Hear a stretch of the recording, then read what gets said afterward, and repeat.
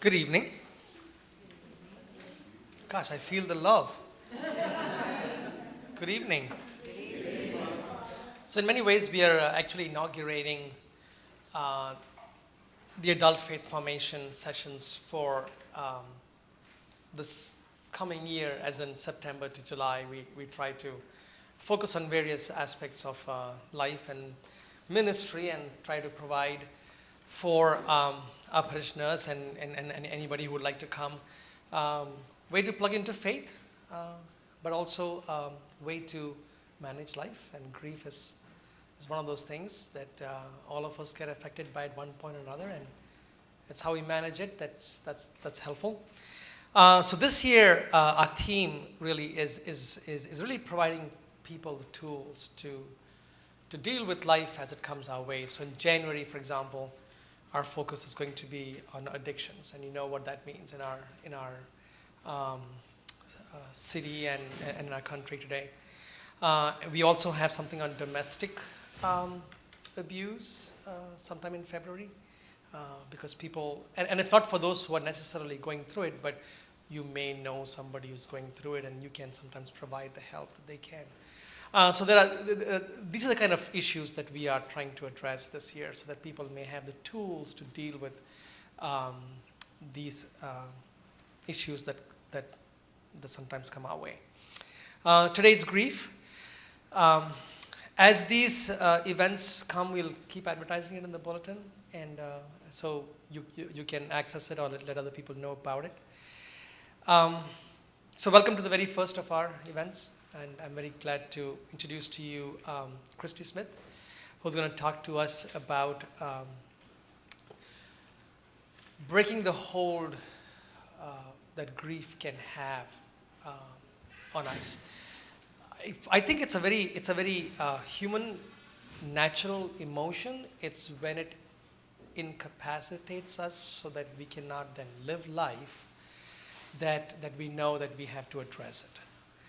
Now, introducing Christy, sometimes I will write a homily, and to write a homily for every Sunday, I try to read everything that I can.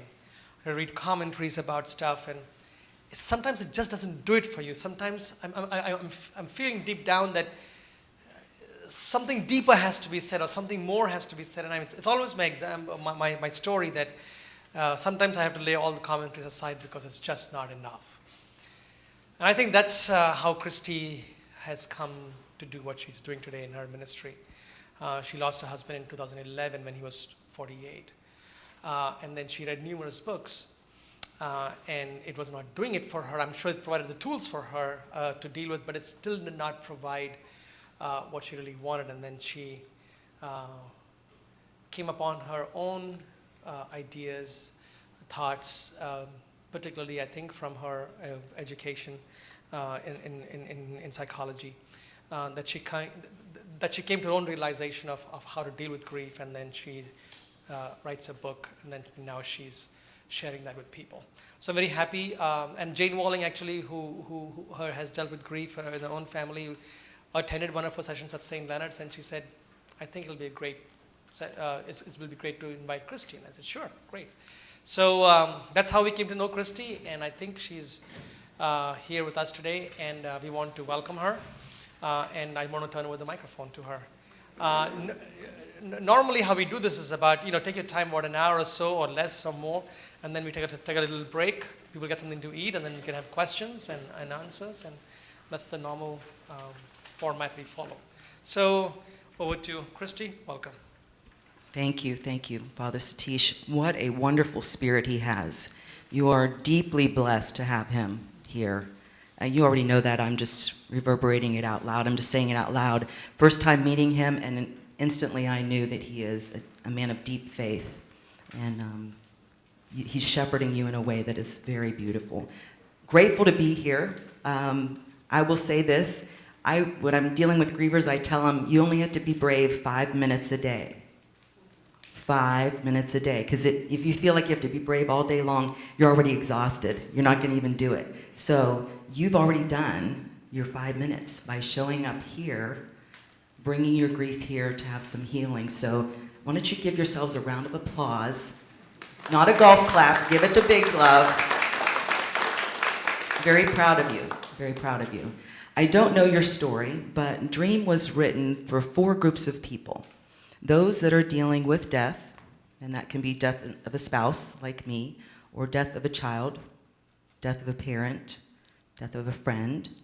So it definitely deals with death, but the book Dream also deals with people that are going through divorce, because that's the death of a family that you thought you were going to have, and it's dealing with the grief, and I think maybe harder in some ways than death, because you still have to see your ex, and they're with their new wife and their kids, and you have to share the holidays with the kids and stuff like that. So really, when you're thinking of the book Dream, it's not just for people that are dealing with death, it's also people that are struggling through grieving divorce.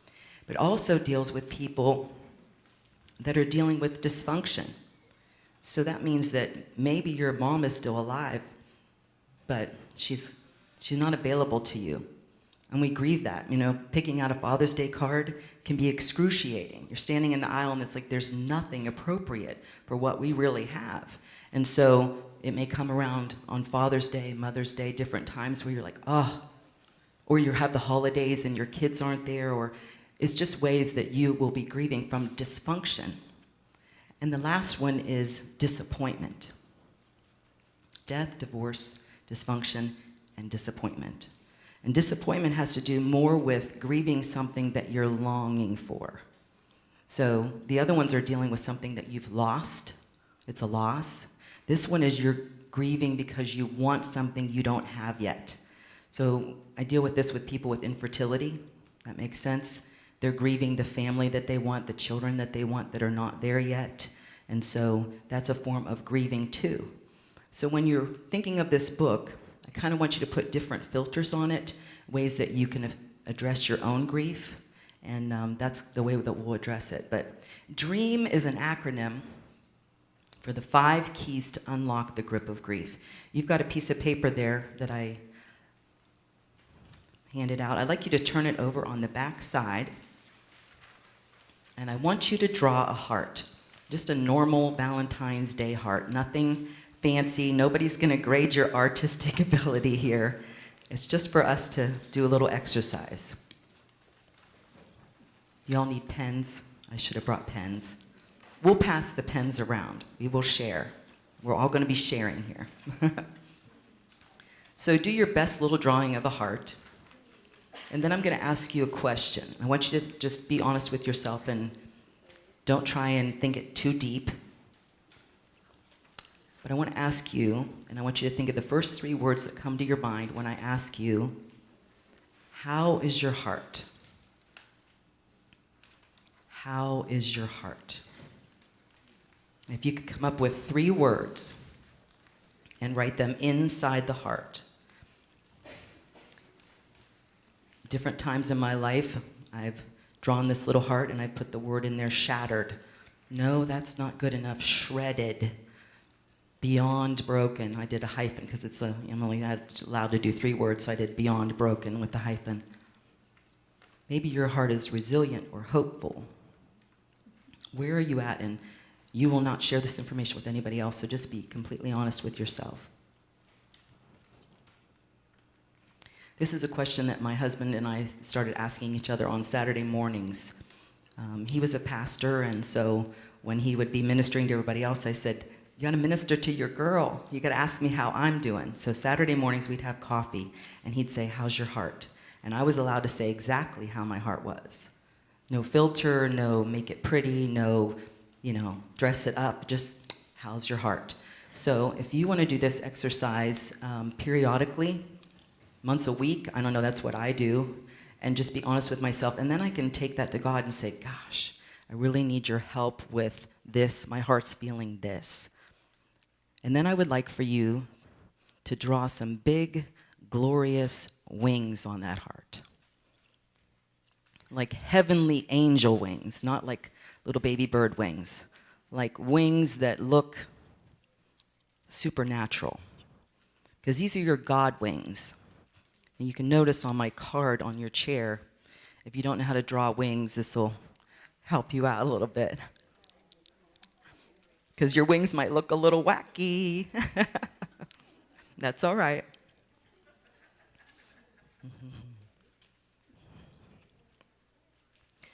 So think about your 3 words you've got inside your heart, and then you've drawn these big, glorious God wings on it.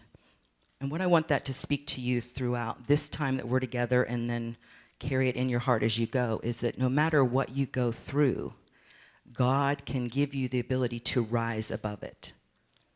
And especially when we're dealing with death, divorce, disease, dysfunction, disappointment, we have no ability to rise above those things on our own. And so we can start out feeling very hopeless. That is not where God wants you to be. So the wings remind you that God can rise you above. And you don't have to have the ability to do it. You don't have to impress it upon your own heart to be strong enough to buckle through, to make this happen. No, you just lean into God and say, I need you. I need you. Help me with this. Oh, awesome. Beautiful wings right there. We've got an artist in the front row. And now I flip the paper over, and you can see the DREAM acronym is down the side. And this is, I'm going to help you fill in the blanks here. So DREAM is an acronym for the 5 keys to unlock the grip of grief. So what I paired up was the 5 keys with the 5 stages. Now help me out. Do any of you know some of the 5 stages? Go ahead. Denial, anger, acceptance. You said anger, but anger's a good one to say 2 times because we get double angry. Bargaining. And then you're missing the most obvious one. Depression, sadness. Yep. So, beside the letter D, I want you to put the very first phase, and that is, let me see this right. So on your paper, I want you to write to the left of the letter, denial. To the left of the letter. And then I'm going to give you the key to unlock denial, and that's going to start with the letter D. So, let's talk about denial for just a minute. What does denial look like in your own life? Like when you got the, I want a divorce, or you got the phone call. I mean, what did denial look like? Go ahead, honey.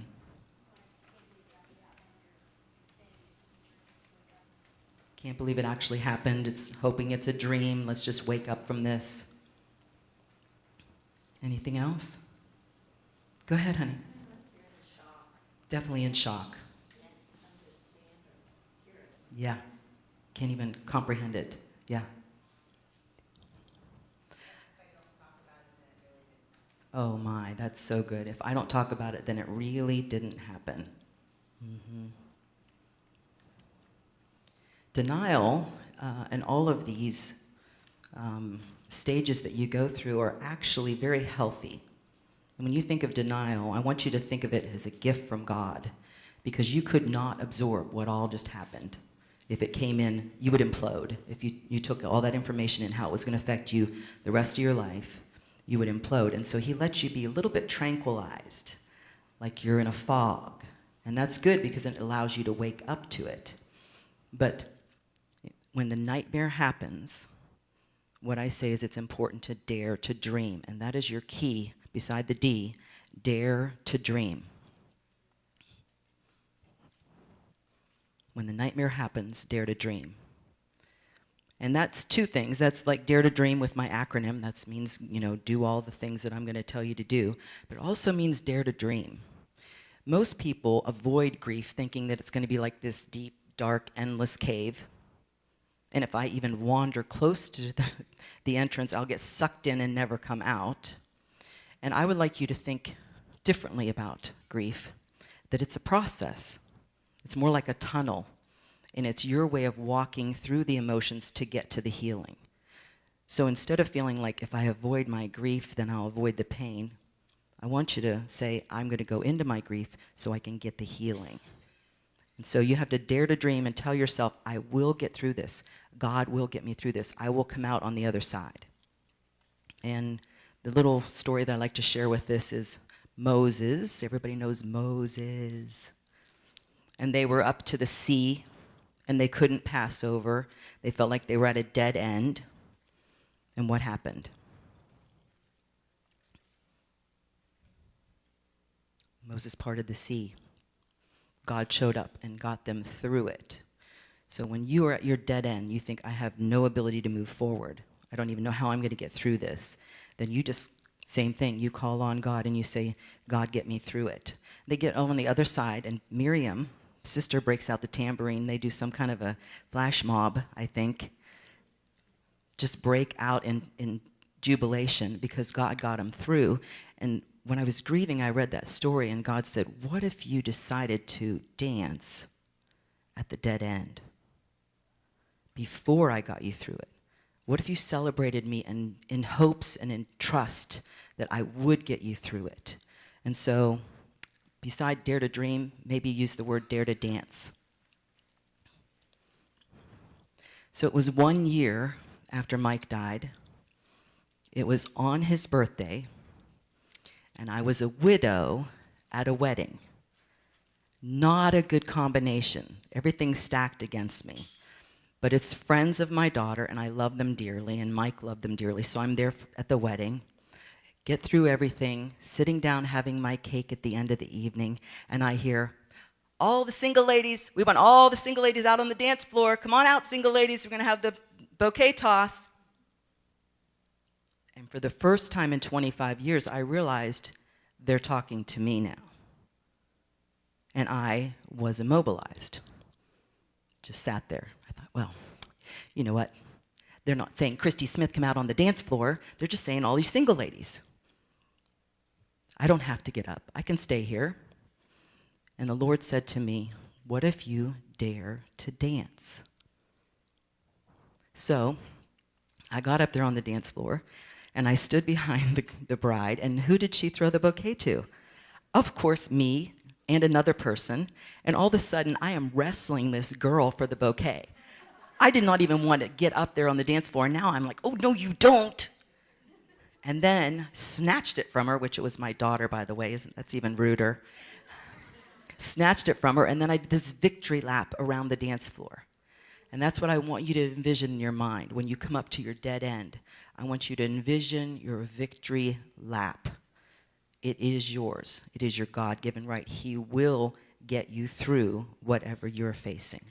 So, the first key to unlock the grip of grief, when you feel like the denial is not going away and you're stuck in it. Do you ever meet somebody who's stuck in denial? Like the room of the child that died 15 years ago is still the room like it was left. They're not able to move on. They're not able to accept the reality of what's happened. And believe me, when I am saying these examples, no condemnation, no judgment. I haven't been down that path, so I don't know. But just as examples, we're going to talk about this out loud together. So that person is not able to accept what has happened, and it's immobilized them. Well, that's not where God wants you to stay. When you feel like you're caught in the grip of denial and it's stuck, that word stuck that we talked about, when you're stuck in denial, the key to unlock that is dare to dream, dare to dance. All right, let's move on to the second stage. So to the left of the letter R, I want you to write anger. And then talk to me about, where did anger show up for you? How did that feel? Resentment. Who said that? Resentment.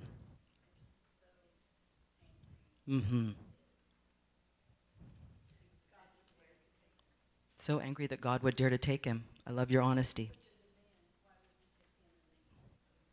Yes, it's not fair. Feels like punishment. This is honest. Now, I realized I had an anger problem when I was unloading the dishwasher, and all of a sudden, I was saying words that normal Christy wasn't used to saying. Sorry, I'm very sorry. It's confession right here. Thank you. And I'm like, what is going on, girl? You are so not mad about the dishwasher. What are you really mad about? And so this is your key to unlock anger. When you feel like you're stuck in it, like it's appropriate to be angry, absolutely appropriate to be angry. So I'm not trying to get you to sidestep these, but I'm saying if you feel like, and you've met those people, you're like, oh, she is so bitter. Like he is still so angry. When you feel like you're getting stuck in that phase, the key to unlock that is R, which is remove the stinger. Remove the stinger, like a bee stinger.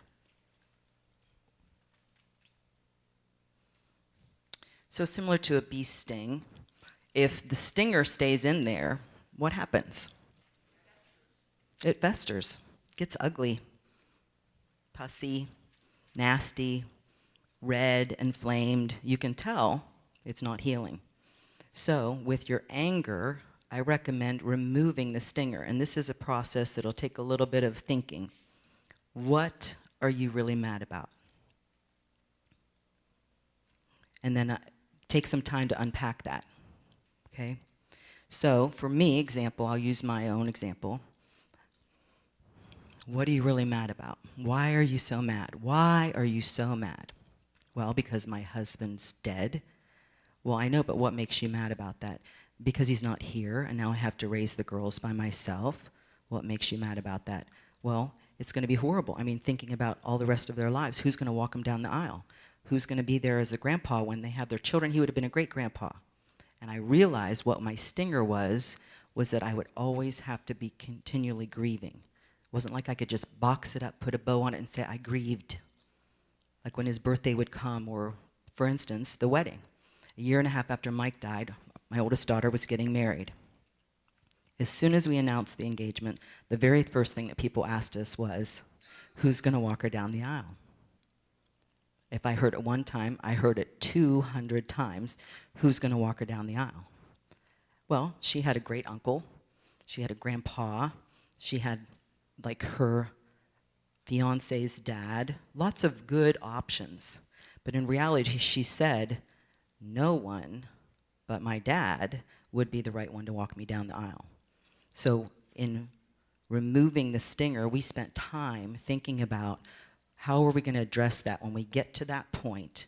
How are we going to remove the stinger so that she can have the glorious day that she's entitled to as a bride? I will tell you, it was a transcendent moment. Because we had done our work ahead of time when we got to that point, when those doors opened at the back of the church building and she stepped out a la carte, all by herself in the glory, and he escorted her down the aisle in the way that he could with being in her spirit, what he had already deposited in her that could never be taken away. She owned that runway. And there was a collective in the room. So when you do your work, when you remove the stinger, it allows you to move through into your life and embrace it, like just grab a hold of it and not be shut down by your anger. So my other daughter had a patch removed on her leg that was like precancerous, or whatever they call it, semi-cancerous, and it didn't heal. Like after a month, it was not healing right. And we went back to the doctor, and he said, oh, the stitch that's inside that was supposed to dissolve didn't dissolve. He took the stitch out within a day. Healing went down, like the inflammation went down. She was able to, like, oh, this is great, Mom. Now healing is happening. If you do not remove the stinger, you will continue in festering pain. And that's not a curse on you. That's a reality. So I'm asking you to do some work on this. And what I recommend people to do is just keep asking yourself why. And it'll seem like obvious. Well, because. But when you get to that stinger, you'll know. Because typically you'll tear up. You'll be like, oh, there it is. That's what it's really stinging me. So do this for yourself. And remind other people to remove their stinger. It's one of the best keys I can offer to you. All right, moving along to the E. To the left of the E, I want you to write the word sadness, because this is the key to unlock sadness. Now tell me a little bit about sadness. What did sadness feel like? Or you said depression. What did that feel like? Yes. Hurting a lot. Hurting a lot. Emptiness. Good word. Not wanting to move. hopeless. Can't breathe. It's almost like a suffocating sadness. I've told people before, if you don't know this level of sadness, you'll know it when it comes, because there's no denying it. So sadness is appropriate. Meant to cry, wail, weep. Don't want you to feel like I'm trying to shortcut you from your sadness. Own your sadness. Own it. It's part of your healing process. But if you get to the point where you feel like I am stuck in this sadness, then I want you to use the letter E, and that is embrace awkward. Embrace awkward.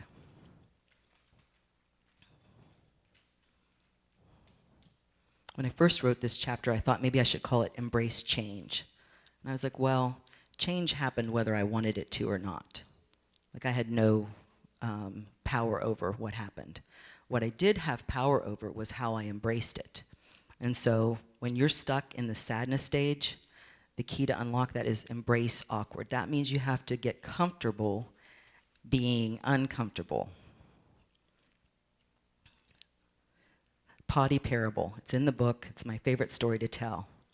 So this is a couple years after Mike died, and it's the first time that I'm going out as a single lady, which means I've accepted that I'm a widow and that I'm, maybe going to date again or think about this possibility again, which was scary in and of itself. Didn't even know how to approach any of that. But I went with my girlfriend. We went to a party. I didn't know anybody there, which was going to be great, because then I wouldn't get all the questions and da-da-da. I could just be anonymous, like, who's the girl in the corner eating all the Cheetos? That's me. It's all good. I got to the party, and I'm walking around, and it's a glorious house. I mean, it is gorgeous. We actually got into the ladies' closet because the shoe racks were incredible. If she was my size, I would have walked out with them. Seriously. Then we went down to the downstairs, and they had a DJ. They had 2 bars, caterers. I mean, this was decked out. This is party, okay? Probably about 100 people there, all adults, no kids. And so I'm just having big fun. Like, this isn't like a kid in a candy shop. I'm with my best friend. I don't know anybody. We're just going to have fun. She goes in the restroom, comes out. I go in the restroom. It's a little half bath down off of the media room there. And when I go in and I realize that the door doesn't lock. Well, that's strange, because this is a brand new house. Why doesn't the door lock? But I thought, it's okay, because my girlfriend's standing right outside. She's got me covered, right? So I sit down on the throne, which this is a little half bath, so you have to go here with me. I'm sorry, it's going to be too much information, but go here with me. I'm sitting on the throne. There's this little sink here, and then the door opens this way, okay? I'm like so proud of myself. I'm sitting there, girl, you doing good. You doing so good. I'm so proud of you. Look at you. You just at the party. Wa-da-da. And the door opens. And it is the best looking man at the party. I mean, he is Italian, slick back hair. He has on a white, crisp shirt, cufflinks. Hello, who wears cufflinks? I don't even know. Italian shoes. I got all of this in 1 second. So he got all of this in 1 second. I'm like, close the door. Hello. This totally awkward moment. And I went from being like, oh, girl, you got this, to, oh, girl, you ain't got this. You're going to leave. You're going to sneak out the back. Nobody knows you. Nobody knows you here, so they're not going to miss you. So you might as well just sneak out. I'm having this little pep talk while I'm finishing up everything. And then I'm looking in the mirror. I'm washing my hands. I'm looking in the mirror. I'm like, why'd you come to the party? Because you wanted to have a good time. So why are you going to leave? Just embrace awkward. Chin up. Go out there. Find the man. Introduce yourself and have a grand time the rest of the evening. So I went outside, which my girlfriend is cackling because she saw what happened. And she knows what happened in my little mind while that went on. And I said, come on, girl. We're going to go find this guy. I'm not going to be standing around at my Cheeto bowl. That's where I am. It's a Cheeto bowl. And be thinking, where is he? So we purvey the downstairs. He's not there. Whew. That's good. Awesome. Start walking up the steps. I'm looking around. There he is over by the fireplace. Oh, girl. Oh. Embrace awkward. I walk over. Hi, I'm Krisit Smith. I think we should meet. Turns out he was a cop. I'm thinking, cops shouldn't have walked into a room with an unlocked door. Anyways, he's very nice, lovely. I never saw him again, for those of you thinking this is like a romantic ending. It's not. Girl, never saw him again, never wants to see him again. Sent him a copy of my book, just so he would know that I had, let the whole world know that he walked in on me in the potty. But when you get into those moments, and we all have them, where you think, I got game, I'm doing good, this is all right, and then you get slammed. That's when I want you to look in the mirror. Why are you here? You're here to live. You're here to move on. You're here to discover who you can be in God's grace, what power he can put in you beyond yourself. Test those wings. So when you get into that deep sadness, the key to unlock that is do something uncomfortable. So then maybe that's where I tell people to be brave for 5 minutes. You can't be brave all day long. But maybe you can send that email. You can open that bill. You can make that phone call. You can open the closet door. Whatever it is, I don't know what you need to be brave for. But only 5 minutes a day.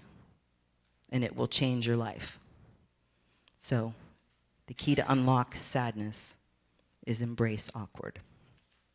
We're doing good. We're moving along down on our paper here. To the left of A, we've done denial, anger, sadness, and now we do bargaining. So write the word bargaining to the left of A.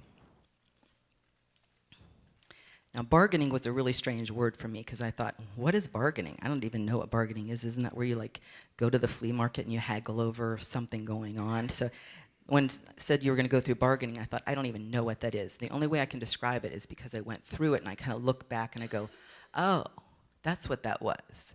So for me, bargaining looked like this. I'm in the shower and I'm throwing shampoo bottles and I'm telling God, okay, you took my husband, you better bring me another husband and he better be better looking, he better have more money. It's not pretty. I'm demanding God, and I want him next week. Maybe even today would be real good, God. And I'm demanding God pay me back for my pain. That's what bargaining looks like. It's demanding God or people around you to cover for the pain that you have. They have to pay you back for what that you've gone through. So it does a lot of arguing. I tell people write this down, instead of demanding what you want, and then the A is ask for help. Instead of demanding what you want, ask for what you need. In the book, I talk about 3 different areas with that, and one is you have to ask God what you need. Instead of demanding God pay you back for all your sin and sufferings, you have to ask him, Lord, I need this. Lord, fill me with this. Give me the strength to do this. You ask nicely instead of demanding. And then I also ask people not just to talk to God that way, but talk to other people that way. Ask them to help. When somebody dies, especially, people always say, if you need anything, let me know. And they mean it. I mean, they really would love to be able to do something beyond a casserole to help you. So I ask people to make a list of things that you need done. So for me, I needed my master bedroom closet cleaned out. I was like, oh, okay. I'll call my sister over and my sister-in-law, and we'll tackle this. Because every time I walked into the walk-in closet, my clothes are on this side, his clothes are on this side. Initially, that was comforting to have those there, but at some point, it became more painful. It was like, ooh, this is hurting more than it's helping. It's time. I knew it was time. So my sister showed up. She cried for an hour. Couldn't help me at all. Sister-in-law and I dismissed her quietly and nicely and said, thank you very much. Go on home. We got this. We just divided up the clothes into things I wanted to keep. We put those downstairs. things I didn't know what I was going to do with, and so we put those in storage. And then things that I wanted to get rid of, and we loaded up her car, and they went to nephews and different people that wanted to have those things, and it was done. The reason I'm telling you that story is it's good to pair up what you need done with who's good at it. Now, a week later, my sister shows back up with a warm homemade apple pie. That's her gift. You don't have to help me with the closet. Bring me an apple pie any day, and it's good. So if you can look down and make a list of things. I had a neighbor that came and helped me with the plumbing issue in the back, one of the little hose bibs, whatever. You know, make a list of things that would tangibly help you. I needed somebody to help me sort through all the paperwork. Well, my best friend, the one that was at the potty parable, is a tax accountant. She helped me. Not a deal to her. Didn't stress her out at all. She's in her sweet spot. But to me, I was absolutely overwhelmed. She was able to walk through it. So make a list of what you need done, and then make a list of people that possibly could do it. And then see if you can pair those up. And you'd be surprised when you reach out to that person and you say, the hose bib on the back of the house is leaking. Could you take a look at it? Sure. Yeah. I mean, hello. He was there that day, like had to take the hose bib off, had to replace it, had to go through the drywall into the room, had to fix the drywall, had to paint it. He was happy as a lark because he was able to show up and do something to help me. People want to help, so ask for the help that you need. Don't be afraid to ask for it. And then we're to our final letter, dun, dun, dun, dun, dun, and that is, you've gone through denial, anger, sadness, and this doesn't have to be in this order. It just worked for my acronym, so that's why we're doing it. But denial, anger, sadness, bargaining, and now you're at the crowning glorious moment of acceptance. So to the left of that letter M, write acceptance. What does acceptance look like? Give me some verbiage on that. When you felt like you were finally accepting some of it. Doesn't have to be all of it, some of it. Yes. You can talk about it without crying. That's tremendous. Feel like you're moving instead of just standing in the same place. You feel forgiveness. Forgive yourself, girl. Yes. Wow. How can you tell when you're accepting what's happening? You're smiling more. What, honey? You start to grow. Lovely. Yes, honey. You deal with it. Yes. Yes, sir. Moving forward. See, you read my notes then, because the M is move on. Bob, you're good. This is good. Is your Bob? Yes. Bob is on it. Now, when I first gave this book to a couple from Kettering that their daughter had died in a car crash, he was great with the book, giving me rave reviews until he got to this chapter. And then he slammed the book shut and he wouldn't read it. He said, I will not move on. I will never move on. She was my love. She was my daughter. Do not ask me to move on without her. Great information. What I'm asking you to do when I say move on is simply do the next thing in front of you. It's not wrapping it all up and saying, I've accepted everything, I'm moving on, it's never going to affect me again. That's impossible, absolutely impossible. But when I say move on, that means this. So my husband died October 4th, and he died suddenly in the driveway. My daughters were 15 and 17. They were standing there with me. Shock of my life. He was 48 years old, a pilot, which means he does all the FAA regulations on your heart. He was heart healthy. He was heart healthy. Marathon runner, and he's dead in the driveway. His heart just literally stopped. Not even a heart attack, just cardiac arrest. Boom, gone. My mind was reeling. I could not go to bed. I could not go back into my bedroom and lay on that bed where he had just laid the night before. So I slept on the couch. The next night, slept on the couch. 2.5 months later, I'm still on the couch, unable to move on. It was too much. And I'm realizing I'm modeling this in front of my girls. They're seeing me stuck. I need to be able to move on a little bit, just a little bit. I hadn't cleaned out the closet yet or other things. It was just like, I just need to move back into that room. So I gave our king bed because the king was gone, and I got a queen bed because the queen was still here. And I decorated in spa colors, and I got new lamps and soft bedding, and I gave myself the gift for Christmas that I moved back into my bedroom. 20 feet from the couch to the bed, and I couldn't do it for 3 months. When I ask you to move on, it might be just 20 feet, but that 20 feet might be incredible for you. Whatever that is, whatever the Lord's like whispering to you that says it's time, let's move on.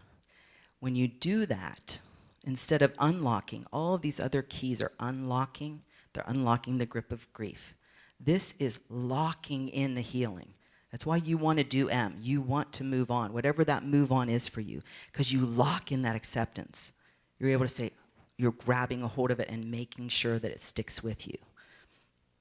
So moving on, and I don't know what that will look like for you, and I never dictate to other people, but ask God, what does the moving on look like? But don't think it's this big, grand, I've moved on, and no, this is a process. And then the DREAM acronym will be something that you'll use over and over again, because it doesn't just cycle through one time. You cycle through this multiple times. So this is a working acronym. When you find out it's getting toward the holidays, I'm getting locked up in sadness, I need to address my sadness, I need to allow my sadness, but if I'm getting stuck on it, oh, that's right, what's the key to unlock sadness? What is it? Embrace awkward. So this is a working acronym. This will help you when you're going through your grief. So you dream again and again and again. We have unpacked the dream process. I think it's a good time to take a break. We have some snacks and stuff like that. Awesome. All right. Thank you very kindly. We'll be back in a few minutes. What time do you want them back? So it's about quarter till. How about 5 till 8? Okay. This is just something very simple to eat and drink. You can bring your snacks to the chair if you want. But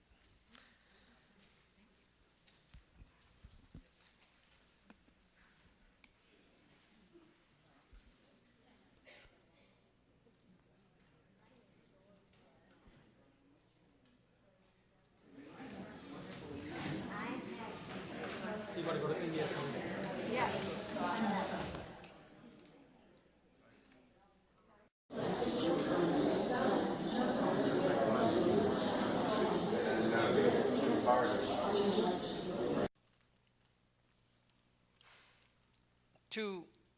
To complement what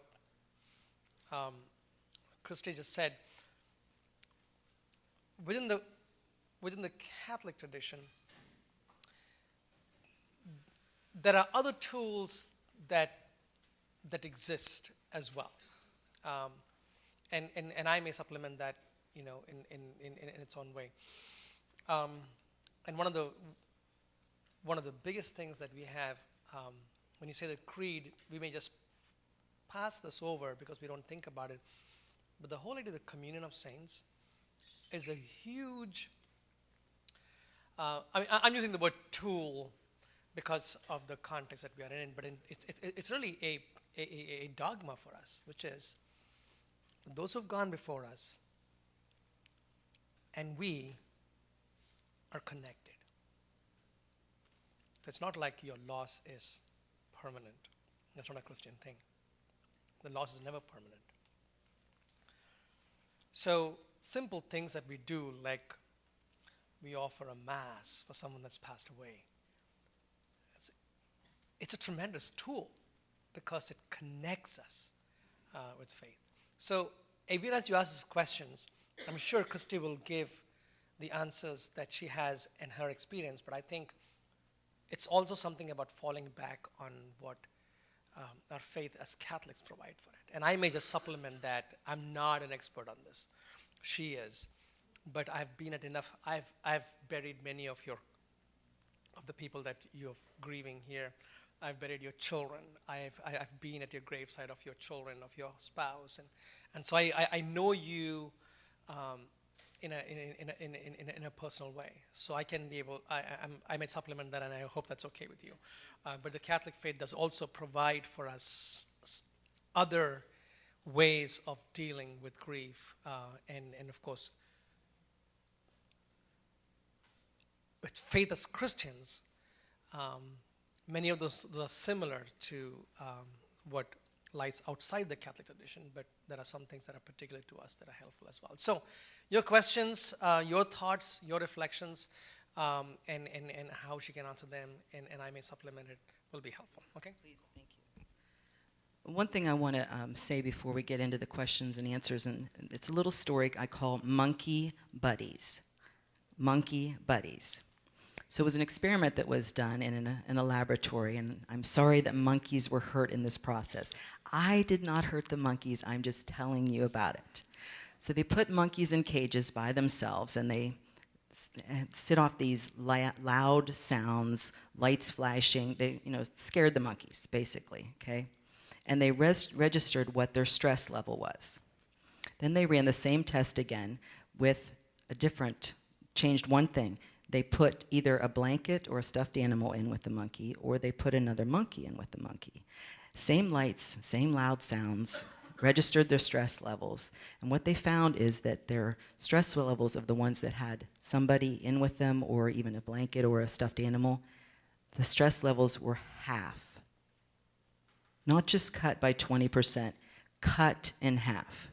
So what you're doing here by meeting is you're creating your monkey buddies. I don't know if that's like a biblical term. I'm sure it's something you can help me out with, Father, but you're creating your crew. Monkey buddies, yes. But you're having people that you're doing life with, and this is essential, because if you could find out one thing in your life that could cut your stress level in half and do that, that means you just come together. That means you sit beside each other. You walk through life together. You're already doing that, and Father's leading you in that. So that's beautiful. So tell me your questions, your comments, whatever's on your heart.